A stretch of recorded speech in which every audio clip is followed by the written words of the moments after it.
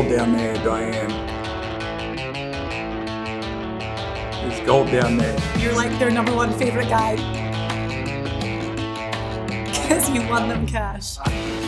Hi and welcome to the Tour Report from Secret Golf. I'm Diane Knox, joined by Steve Elkington, and this week we are back to your home state of Texas. It's Colonial Country Club for the Charles Schwab Challenge, and well, we're going to handicap the field and tell you everything there is to know about this course because Elk, you know this course inside out.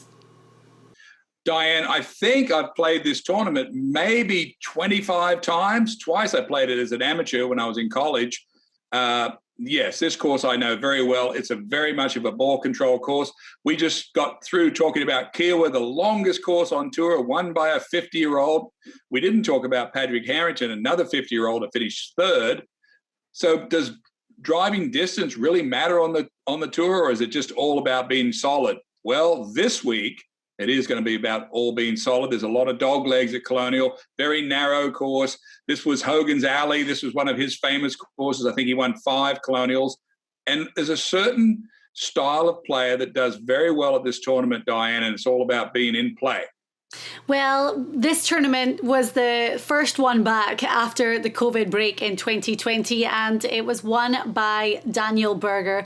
Last year, because it was the first tournament back, the field was the best it had ever been, and this year it's really the same. I mean, it's probably the second best field that they've ever had at this tournament. We're going to go through the course. It's a very classically designed course, narrow fairways. It's 7,209 yards, a par 70. But what are some of the trademarks that really stand out around here? Dog legs and big trees, a lot of pecan trees and oak trees that sort of cover the landing areas. So you've got to be able to shape your shots.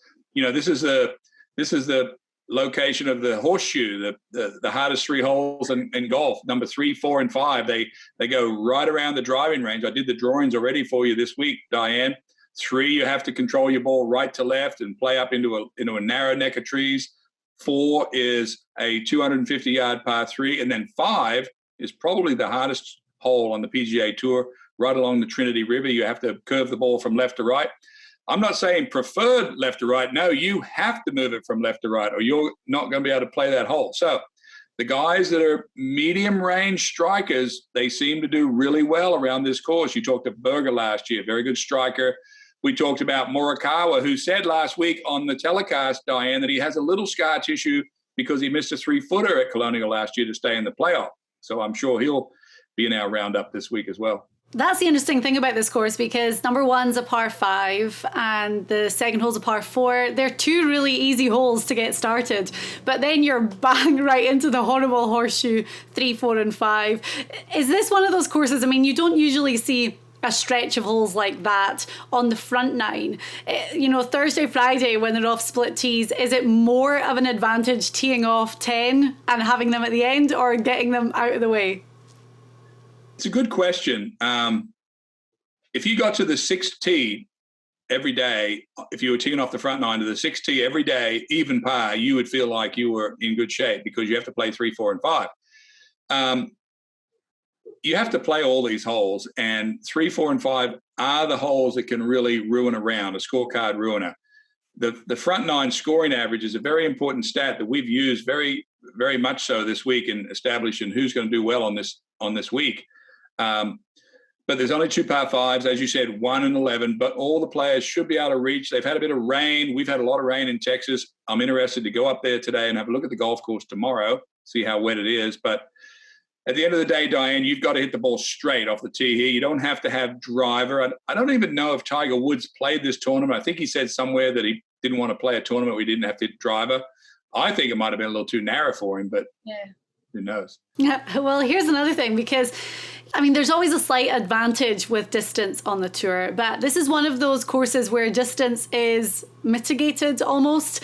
However, and this is something I want to put to you, and you're going to be out of the course, so you'll know this, you'll be able to tell us, but last year, no fans, no grandstands.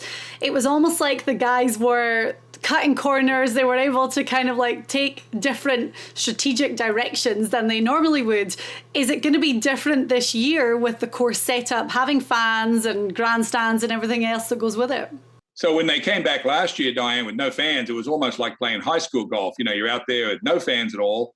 Now, with all the fans back, Colonial, you don't cut corners really at Colonial. There's a few, but you get tangled up in the rough. And I know it's been wet in Texas. We've had a tremendous amount of rain. So that tells me there will be some rough. And, you know, controlling your ball out of the rough is, in Texas with Bermuda rough, is the hardest thing that possibly can happen. And that's why this course is famous, because you can't really do much out of the rough here. You can move it, but you can't control it. And that's the big difference. And the greens here are small, aren't they? They're below average size on the PGA Tour. And this course does give up good scores because these guys, let's face it, they hit it great. It's still all about hitting fairways at Colonial. And it gets windy at this course, and it's on a small, undulating side hill piece of property right on the Trinity River. So it's just a wonderful place to play a game of golf. The crowd is totally embraced on the last hole. The 18th hole comes right by the clubhouse. All the people are aggregated right there around the 18th green, and it's one of the great settings of all time for the tour. Okay, good. Well, we look forward to this week. So today on our tour report, we're going to go through the field. We've re-ranked the entire field to give you our top 10. Then we have some sizzlers, guys that are really moving up in our re-ranking. And of course, those dark horse picks this week for Colonial Country Club. Compete against your friends on PGA Tour events. Win cash and bragging rights. Test your golf knowledge. Experience the success and failure of PGA Tour players. Man.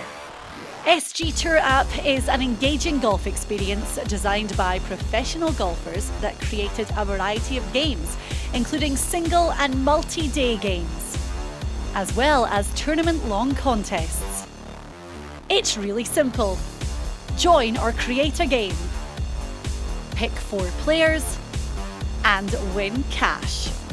You can even immerse yourself in interactive features, including course strategy, putt predictor, and daily content exclusively from PGA Tour players.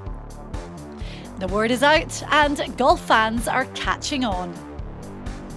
So don't miss out. Download the SG Tour app now. It's the Charles Schwab Challenge at Colonial in Texas this week on the PGA Tour, and we are here with our tour report.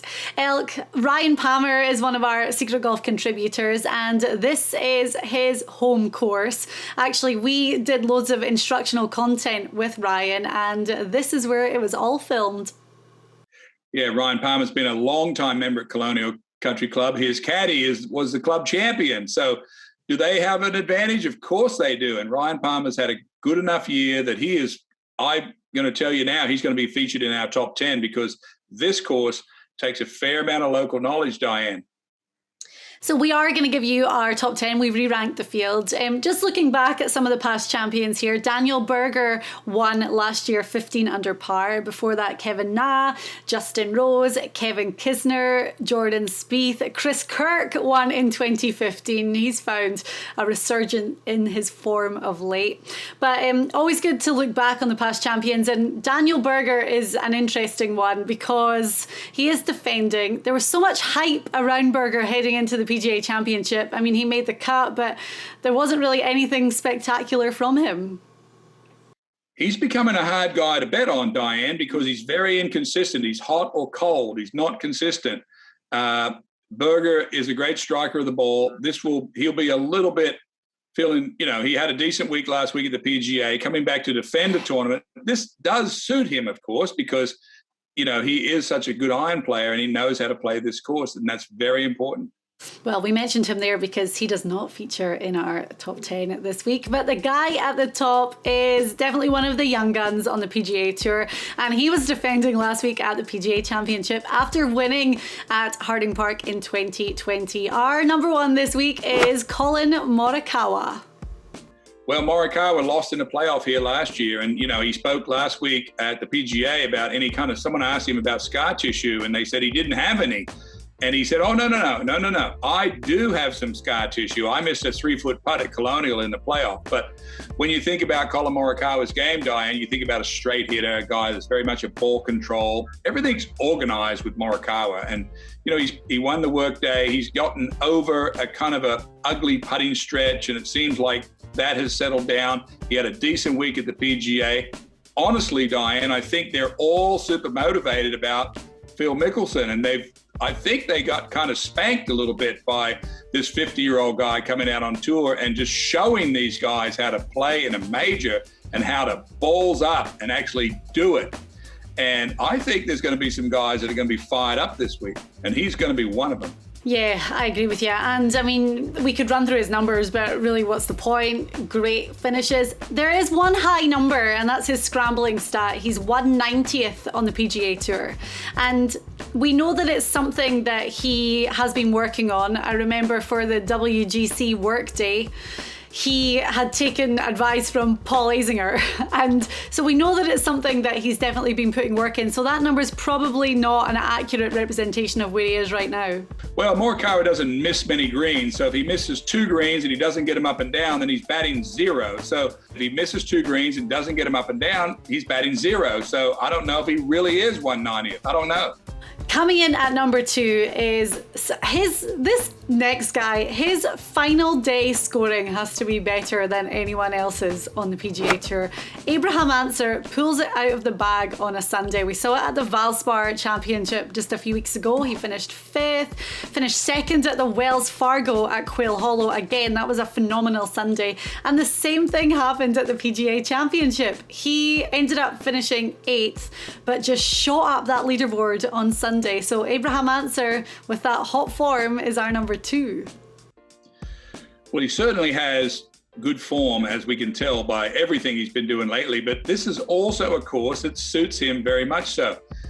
Who's going to win first between Ancer, Finau, or Will Zalatoris? And they're all kind of featured today, and we're going to talk about each one of them. But Abraham Ancer, he has a little bit of a sort of a reputation for coming in there at the end and shooting a low hot day.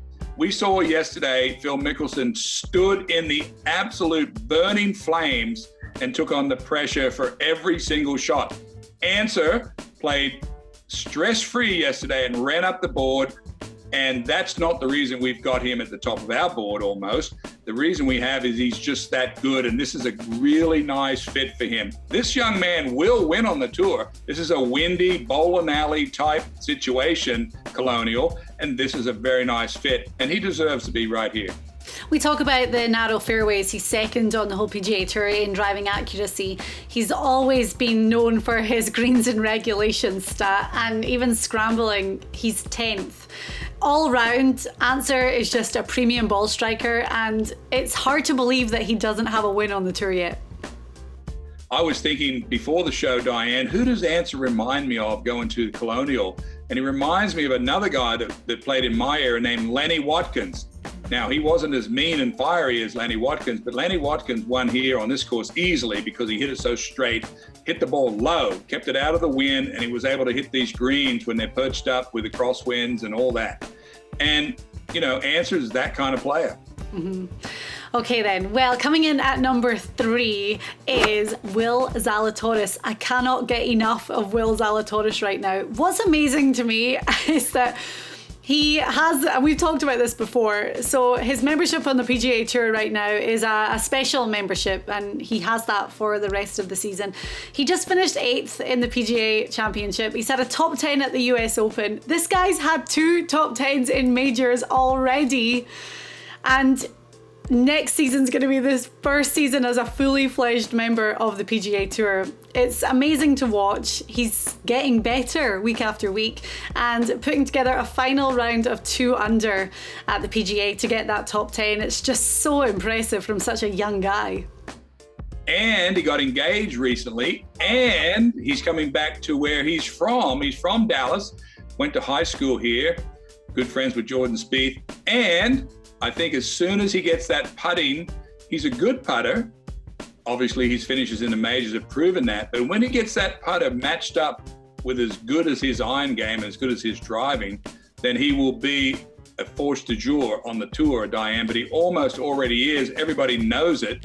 And will this be the week that he busts out and comes home to Texas and plays a very familiar golf course on very familiar turf and just run them down? So you just said a minute ago, who's going to win first between Answer, Zalatoris and Finau? Who's your pick? Who's your answer? Who's your answer? My answer. You just said it. Zalatoris is the most gifted player I've seen come along in quite some time as far as tee to green. Very high hitter.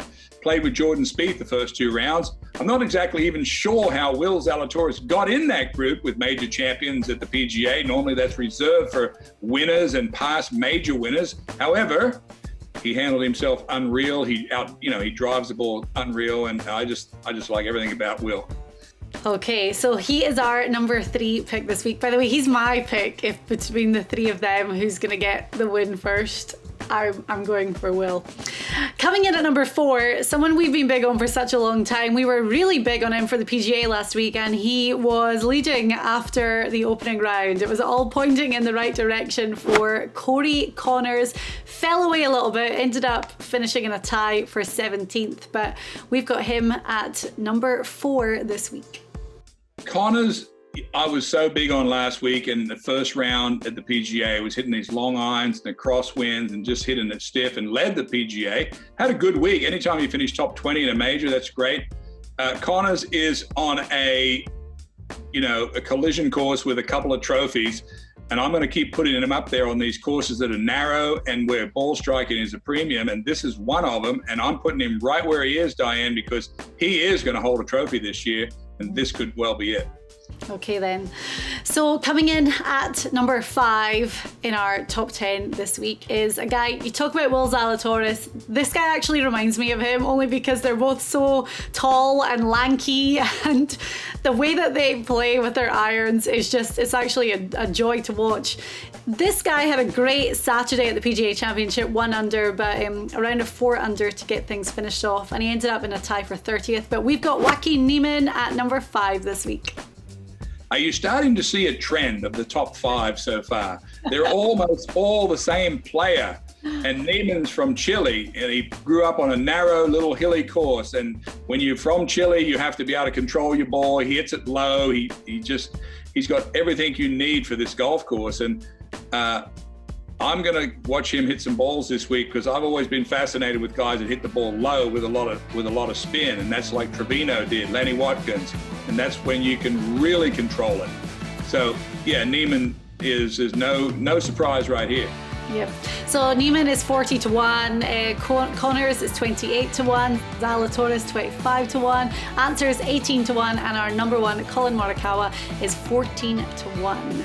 We will be back with the rest of our top 10, and we have some sizzlers this week for the Charles Schwab Challenge. Get in the game on the SG Tour Golf Gaming app and play 4-ball. It's a classic stroke play competition based on the aggregate scores of 4 players. Who makes your team? Well, pick 4 guys, 1 from each tier based on the current world golf rankings.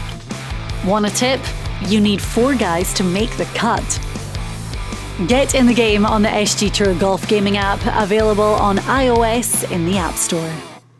It's the Tour Report from Secret Golf. This week we are back in Texas for the Charles Schwab Challenge at Colonial Country Club.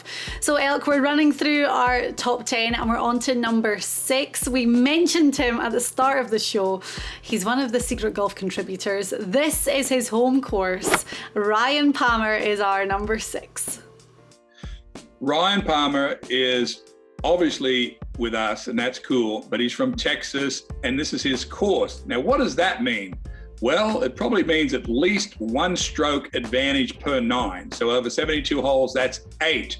Now, 8 strokes advantage for me doesn't mean much, because I performed terribly when I played in my hometown. I had too many people around and everything drove me crazy. But Ryan Palmer always plays good at Colonial, and I think this trend's going to happen again. You saw an old guy win yesterday. He's not even 45-ish. Ryan Palmer having one of the best years of his career currently.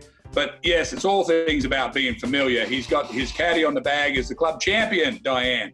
played at the University of Houston, where I went to school, and my son Sam did. So everything is perfect for Ryan Palmer for a steal this week. I remember we talked to him last year because it was the first tournament after the COVID break, and we caught up with him over Zoom because he was so excited that it was Colonial, and he ended up missing the cut. I mean, he did not play well at all. And, you know, it is that thing where there's got to be so much expectation and you put so much pressure on yourself to go out and play well at your home track. But I think Ryan Palmer, I mean, that was such a weird time for everyone coming back, and he's even a different player now compared to what he was then. He's having a great season.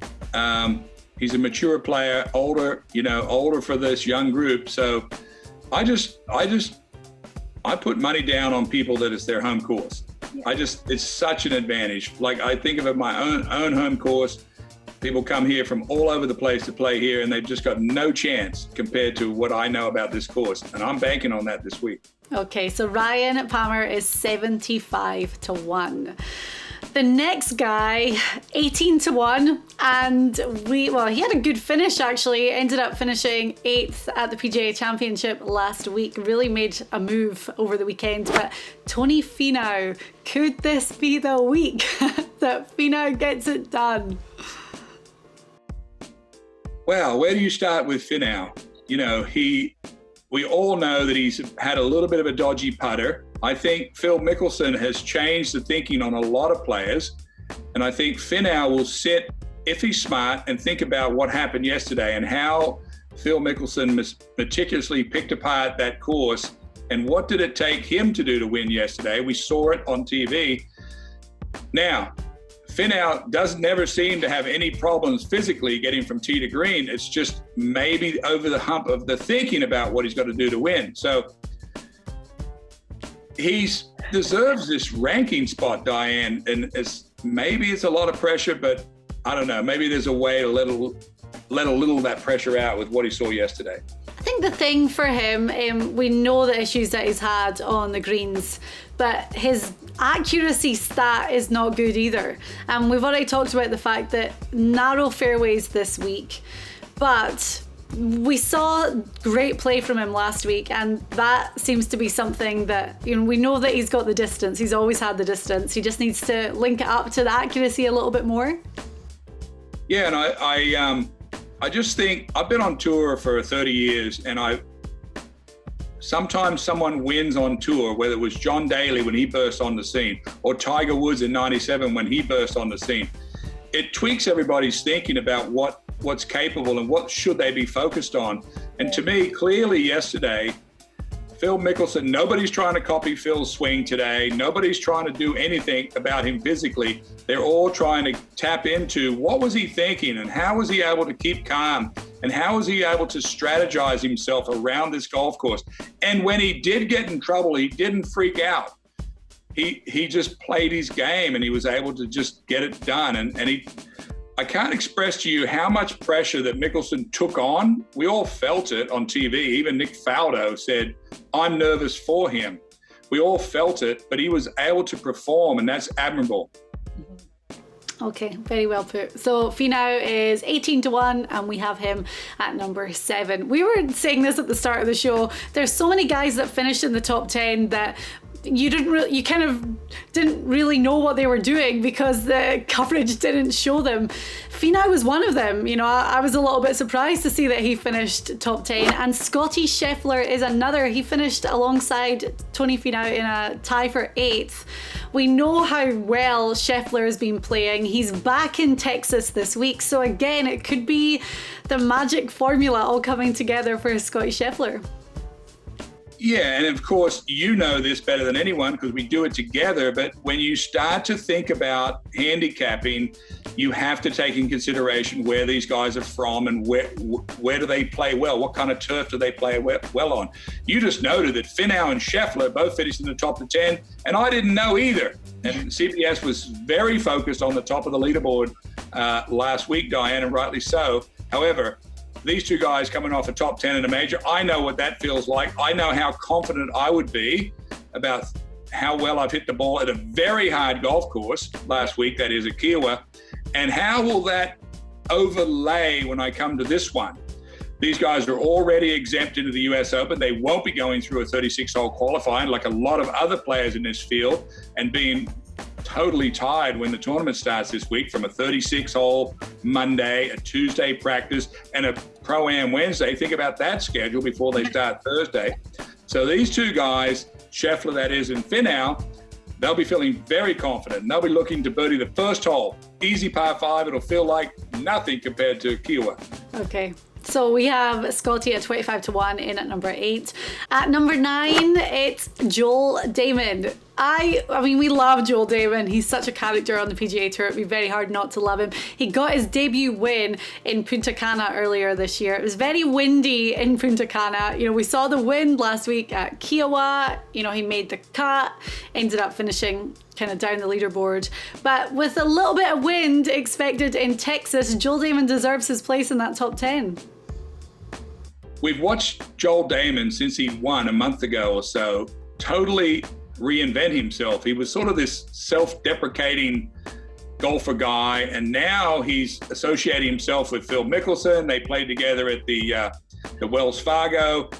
He's elevated his own thinking about himself, and I'm watching him evolve in front of my very eyes. Diane, he shot 4 under on the front 9 at Kiawah on Saturday. Didn't finish out the tournament exactly the way as things is planned, but he is, in my mind, turning into a new style player. He knows where he sits on the tour. He sees himself as a winner, and he is starting to literally pump himself up every week to be a better player. He's very good on the greens as well.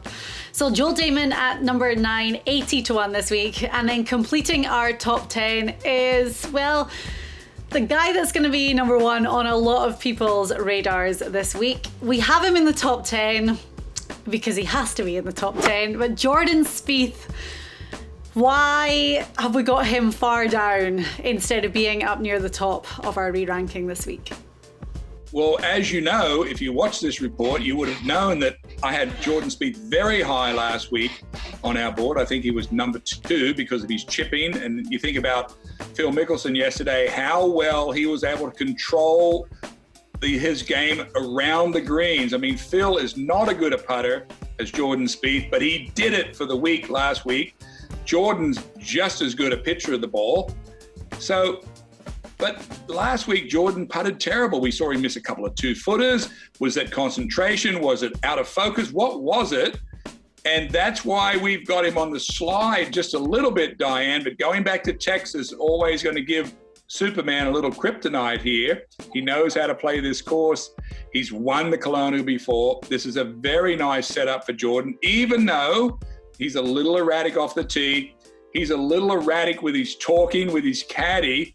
He's getting a little bit, I think he's getting worse, and he's just judging everything. And I'm watching all this and I'm saying, just simplify, get back to Texas, get on a course where you know what to do. You don't have to ask your caddy anything. Yeah. I was following along on Twitter, especially on Thursday and Friday, and Jordan talks more and more. He's always been known for having conversations with Michael on the course, but he is talking more and more. Is he overcomplicating it? Is that a sign that he's so in his head that he almost has to verbalize it and get it out? Well, we always say on tour, the best thing to do is be like Mr. Aerosol, little squirt, get whatever's in there, get it out. If you want to totally berate your caddy, get it out and then move on to the next hole. Don't hold it in, whatever you do.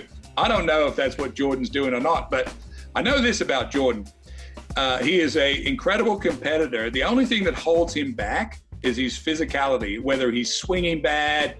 Look, he doesn't have a great grip. That pinky finger hangs out and his arms up and he's got a chicken wing on this side and he's got all this stuff going on, but he has fought his way out of this mess that he had himself in. Won in Texas this year, had a good Masters, played decent last week. You know, he's got a show, Diane. He's got a shot this week. It's just a matter how much he can trim off this fatty piece of meat that he's working with and call it his game. Well, he won here in 2016 at 17 under par. So a very familiar track for Jordan back in Texas.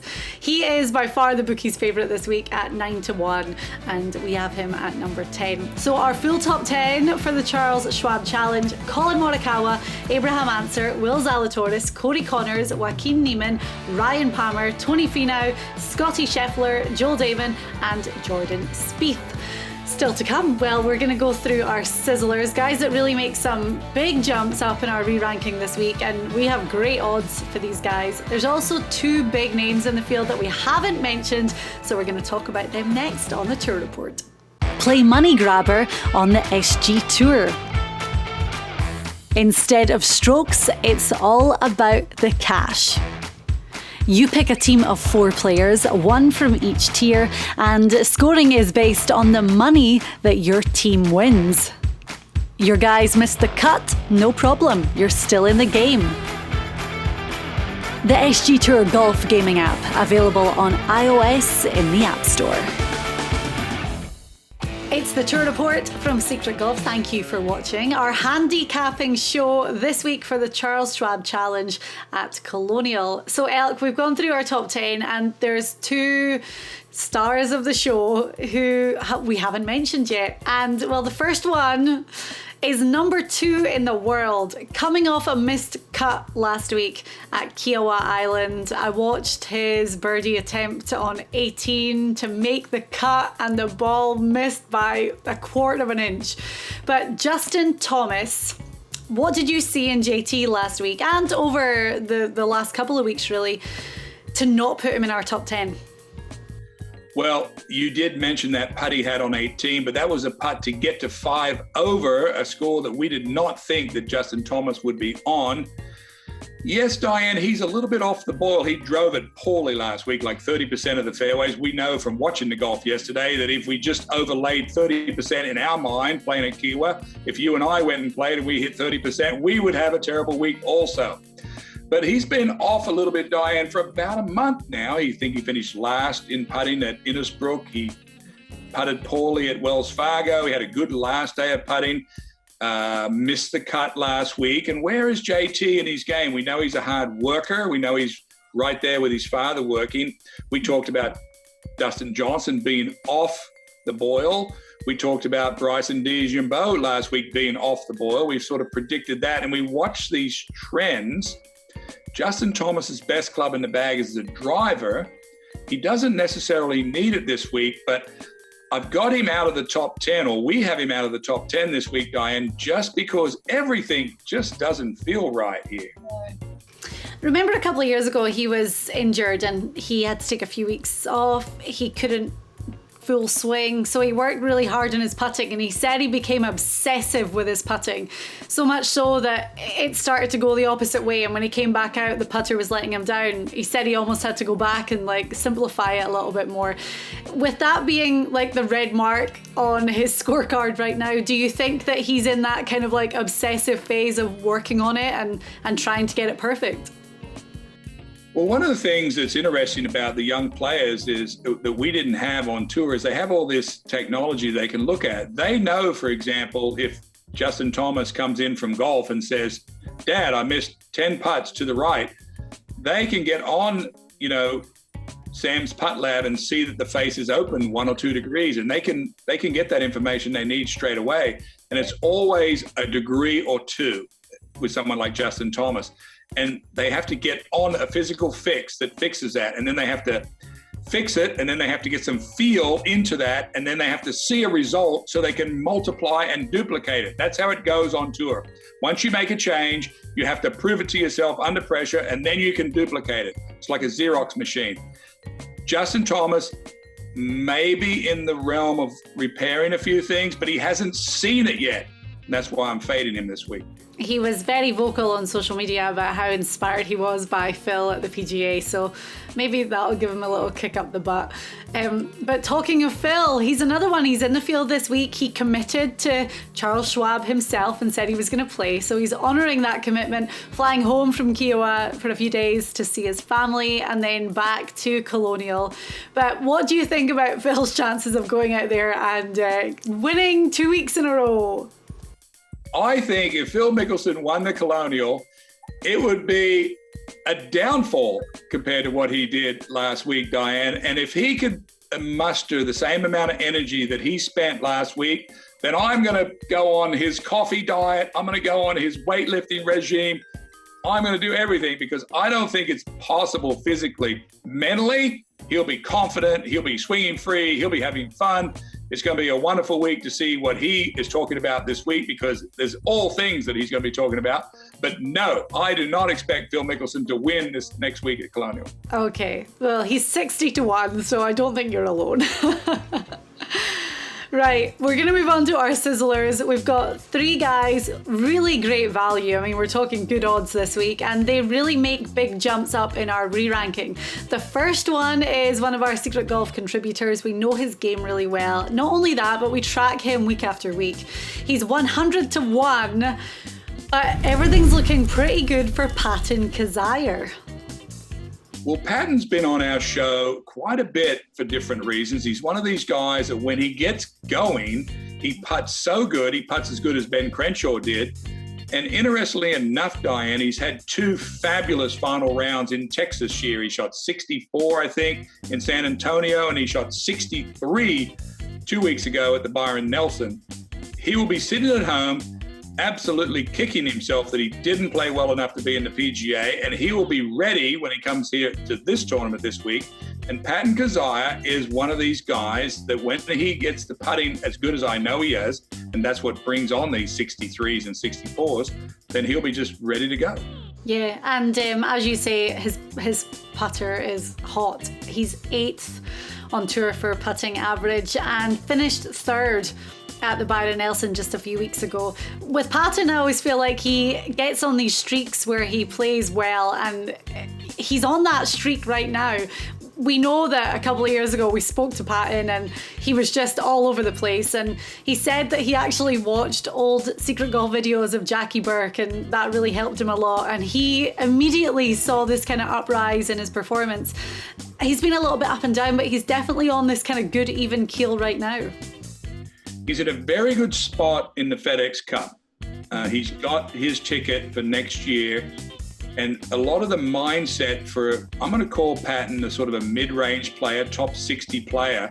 How does a top 60 player get in to be a top 30? That has to be where his focus is. So it actually helps him at this point streamline it. A lot of this handicapping that we do, Diane, has to do with the balancing act of where are they in their lives? Where are they in their tour life?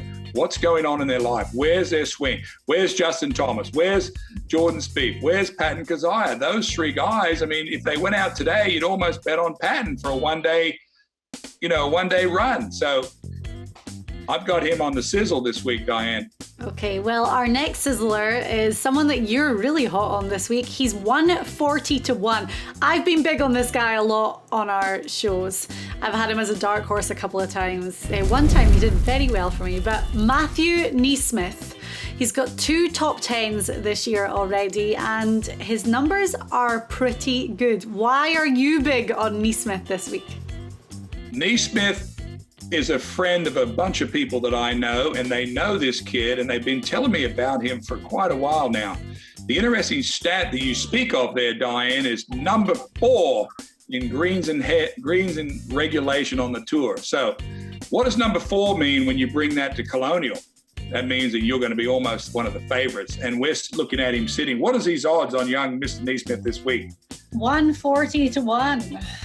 Well, there you go. You've probably got the best striker of the ball, one of them, of a guy that you haven't heard of before. We're always looking for that guy, that Will Zalatoris, Abraham Answer before they were those guys. And his finishes, he finished 7th at the Waste Management. He finished 8th at the Shriners in Vegas. Those tournaments were a little while ago, and the form's been a little bit up and down. And the thing about Nee Smith, similar to Patton, would have been kicking himself that he wasn't in the field at Kiawah Island last week because he's from and lives in South Carolina. Yeah, and Nesbitt, everything that I hear, Diane, is he was a $1 or $2 stock when he came on the Nationwide or the Corn Ferry. Then he was a $10 stock when he got to the tour. Now he's a $25 stock, Diane. The word is that he's got room to grow to be a $100 stock. So that's why he's on the sizzle list this week at the Colonial.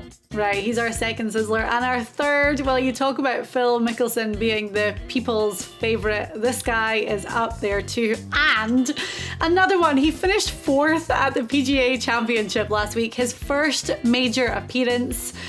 Very impressive play, especially on the greens, from Harry Higgs. Yeah, I love this guy just because he looks like Mr. Everyone, Diane. And I saw he tweeted Phil Mickelson last night, say, hey, buddy, how about we play a practice round next year at Augusta, considering Harry Higgs probably yesterday qualified for Augusta. Maybe he's a top 5 that gets in Augusta from the PGA. Anyway, Harry Higgs is going to Augusta by his tweet. But he's lost about 20 pounds, Diane. I saw that. He slimmed up a little bit. But when you handicap golf, Diane, we've got to ride someone that just played the hardest course, probably on the tour in the last couple of years. He's going to arrive in Fort Worth with a ton of confidence, probably sealed off his tour card for the year. And what will Harry Higgs do this week? Well, he'll probably get himself in the top 10 again. If not, maybe knock off that plaid jacket. Or think about Harry Higgs with that plaid jacket with those big glasses, Diane. Now, that'll be something. That would be very cool. He did play great, and he's entertaining to watch too. I couldn't believe that the PGA was his first major, and to say, you know, we always talk about the fact that these performances in majors just mean so much, and to finish in a tie for fourth in his first one, the confidence that he takes from that, plus the fact, looking at his numbers, he's 12th on the whole PGA Tour for putting average, so it's an amazing stat. Well, you wouldn't know this, but when guys lose 20 pounds, Diane, they think they're even sexier than Harry Higgs. Everyone talks about Harry Higgs being sexy, so think how sexy he feels. So he is just going to be walking down the fairways at the Colonial. Well, just to know, this is you talking about Harry Higgs being sexy, not me. I'm talking about everyone. I'm talking about him talking about him being sexy. Okay. Right, so our 3 sizzlers this week, Patton Kizzire, Matthew, Nee Smith, and Harry Higgs. Right, Elk, we know that you're going to Colonial this week. You're going to spend time with the guys, catch up with the Secret Golf team. Are you looking forward to it?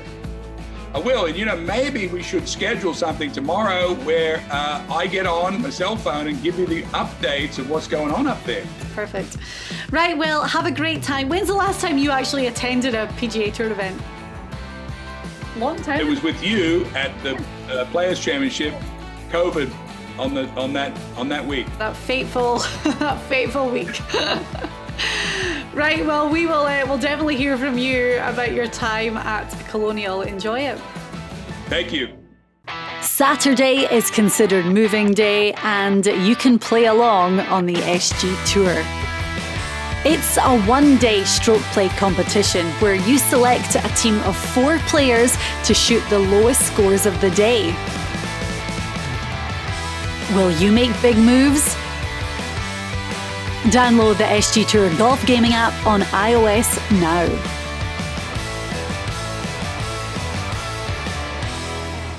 Well, now we're on to the final part of the show, and it's the Dark Horse picks this week around Colonial Country Club. The guys with the high odds. Who's going to go out there and do it for us? Jay Kaplan is here, and well, where do I start? Last week, for the PGA, you'd picked Matt Jones, who got off to an incredible start on Thursday, but we got very carried away and we were texting about it. We put it on our Secret Golf Twitter, and it didn't work out so great for Matt Jones. However, your second pick was Charlie Hoffman, who finished in a tie for 17th. Well, I don't know how to feel about this week. The whole thing was a whirlwind of emotions. First of all, I'm 50 years old. So the fact that the winner was 50 years old is a testament to us 50-year-olds out there. We're not just new AARP members, but we can actually stripe it and walk away with hardware. On the flip side, I think 5 holes in, I sent you a text that Matt Jones was 5 under, and I was like, I'm going to win this thing. and I'm going to be the 50-year-old hoisting the trophy this week. And then not 22 minutes later, he was 2 over. Yeah. I mean, he literally, and I think what's happened is you and I talking junk to one another caused him to play. Obviously, we have an impact on the way the golf universe works. So Matt Jones, I know you're out there watching because we're big fans here. Sorry, dude. Maybe next week or next year or whatever. And then Charlie Hoffman's been playing great golf for a good solid month. He finished second at Valero. And actually it finished T17. He actually fell away the last 4 holes. Yeah. So I would have liked to see him finish a little bit higher, but he did hook us up. So thanks, Chuck. Yep, and I think Charlie Hoffman and Matt Jones are definitely 2 names to look out for this week. However, they are not our dark horses. By the way, mine last week was Ian Poulter, who did make the cut and ended up finishing like 30th, maybe. Yeah, I'm sure. Yeah, good. I'm sure by him making the cut, he ran out and bought a new Ferrari to celebrate. I'm sure he was ecstatic. Okay, well, we have 3 dark horse picks. I have 1 and you have 2. I'm going to start with mine this week, actually, only because sometimes I have to change up my strategy and just go with the name that jumps out. And today, everything is telling me to go for the 2015 champion of this event, Chris Kirk. Now, I've got a lot of reasoning as to why. First of all, I mean, he's won on the course before, so we always rank that highly. He's had 4 top 10s this year, which if I were to ask you, like, how many top 10s do you think Chris Kirk has had in 2021? I'm guessing you would not say 4. He played really good at the Players' Championship as well, but the Sony Open, he finished runner-up, and that was a big one for him because he was on a medical exemption.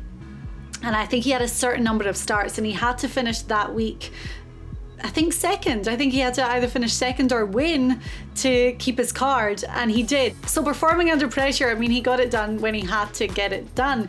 His other top 10s, well, one at the RBC Heritage and one at the Valero Texas Open. So played well in Texas not too long ago. His numbers are pretty good too. I mean, he's green across the board, no big scary numbers, and he's 125-1. So my dark horse this week is Chris Kirk. I think you may have, it's almost so obvious that you should take him, and that sometimes we stay away from guys like that. But one of the first things we do when, like, you and I are talking about dark horses, like, has the guy won here or how does he play here? The guy's a winner. So I'm not going to be surprised if you're successful this week. And I'm proud of that you didn't bet with your heart. It's very unlike you. Okay, cool. Right, well, let's move on to yours. You've got 2 names for us this week. I do have 2 names, and I have this trend that I like to stick to, and I'm going to do it this week. I usually pick a dark horse that's a veteran. Mid-30s, late 30s, early 40s. Why? Because they're seasoned. They look like they're seasoned. Sometimes you look at their PGA Tour profile picture, and they look tired and worn. This guy's PGA Tour picture looks like he'd like to send a right hook across your chops if you mess with him. Why do I bring this up? Because this guy's a fighter. He's from Worcester, Massachusetts, which is the home of the great, marvelous Marvin Hagler. Rest in peace, marvelous Marvin. Do you know who that is, Diane? No idea. Yeah, he was one of the great middleweights of all time. This guy is a middleweight on the PGA Tour. He finished third in a T3 and his last outing at the Byron Nelson, shot 63 on a Saturday, finished up with a 66. So I feel like he's got good Texas vibes coming in to this week. His Achilles heel is off the tee. It's at 132. He's going to be less with the driver this week, so I'm hoping that accuracy level will pick up a little bit. Scrambling, he's 4th on the PGA Tour, so if he does miss a green, I think he's going to be able to recover. And his front 9 scoring average, which is where the difficulty lies at Colonial, he comes in a very respectable 34th. He's also won 3 times on the PGA Tour, so he knows how to get it done. My first dark horse of the week is the stone-faced Scott Stallings. Oh, okay then. He's been playing good. He's been playing really well. So immediately when I saw the names, I thought good pick in Scott Stallings. What's he odds wise again? Scott Stallings is coming in at 110 to 1 in Vegas. So pretty good odds for a guy that is feeling good about himself and is feeling good playing in the state of Texas. Okay, good. Scott Stallings is your first one. Who's your second? My second one is coming in at 250 to 1. So he's a dark horse this week. And one thing I really like about this guy, ranks third off the tee with driving accuracy on the entire PGA Tour. That's a huge statistic. So he's going to be off to a good start on almost every hole this week. This is another former winner. This is another guy about late 30s, 38 years old. So he's been through trials and tribulations on tour. I think he's going to be motivated by what he saw over the weekend from Phil Mickelson. He's actually been playing decent golf for him. Midfield finishes in his last two. His Achilles heel is going to be ball striking, which there is an emphasis on ball striking. So when I looked at him, I was like, can he overcome it? I'm going to say yes. Again, 250 to 1 in Vegas. My second dark horse pick is Brian Stewart. Okay, I like it. I think Brian Stewart could be a good dark horse pick week after week because he's consistently there and he'll have a hot round to really jump up, and it's just keeping that momentum going over the 4 days. But he's like one of these quiet stalwarts on the PGA Tour week after week. So I like it. I'm going for Chris Kirk. You have Scott Stallings and Brian Stewart. Good. I feel confident about our picks all in all this week. I feel good. Last week we had a good weekend, and I thought we finished well, and now we're starting to get our mojo back. And I told you, and I told all my mega fans out there that I went to Hawaii to find myself.